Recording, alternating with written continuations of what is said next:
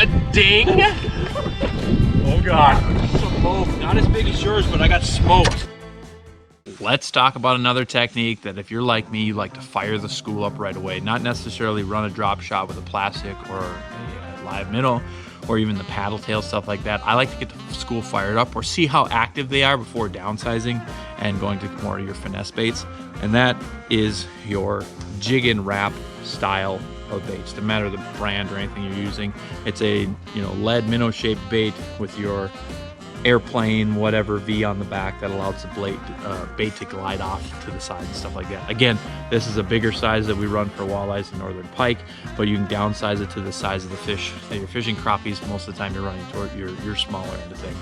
Dropping that down, when we're in that deeper water, I do tend to go on a little bit heavier size. I know it makes them bigger, but then I'm getting the bigger fish in the school and allows that bait to drop down so much faster, so you're not sitting there waiting forever and stuff like that. Either let it hit the bottom and jerk it up. We were fishing around some cover down there, so I didn't want to get it all snagged up, so I was just letting it settle right above the cover and jigging it up in there, and the fish were coming up to eat it.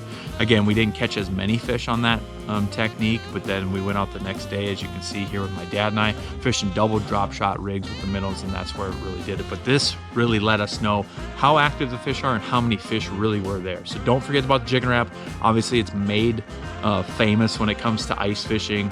It's just one of those lures that everybody has in their tackle box. And then once you get down to your spotted bass lakes, your cold water, Ozark, stuff like that, in the winter time, a jig and wrap has become more and more famous.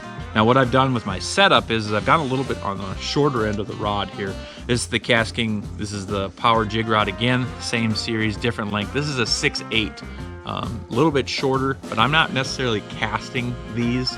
When I'm fishing this late in the year, I'm getting over top of them since the fish are so deep. I can get over top of them with the boat and jig on top of them, stuff like that. It's kind of the same setup. This is the 8 carrier, 15-pound KastKing spinning, your spinning rod reel braid.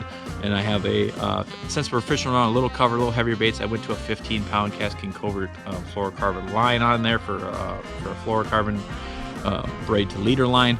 And then this is the KastKing Royale Legend 2 3000 size spinning reel there. But the big key of this setup is I did go to a 6/8 instead of a 7/1 rod.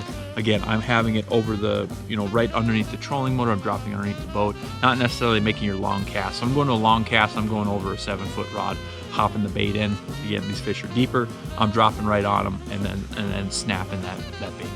Like I said, jig and wrap to get them fired up, dropping the paddle tail and a jig hit after that, running your paddle tail on a drop shot, or then moving to your live bait rigs. That's kind of the 3 techniques that I really like to throw this time of year, especially when I'm chasing walleyes and crappies. They're kind of getting ready. They've kind of had their fall feed.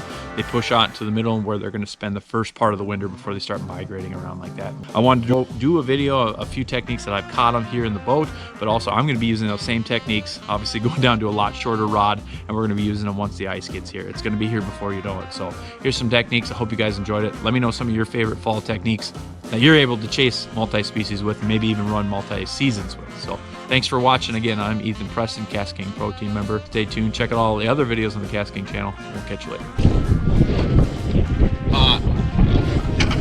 A ding?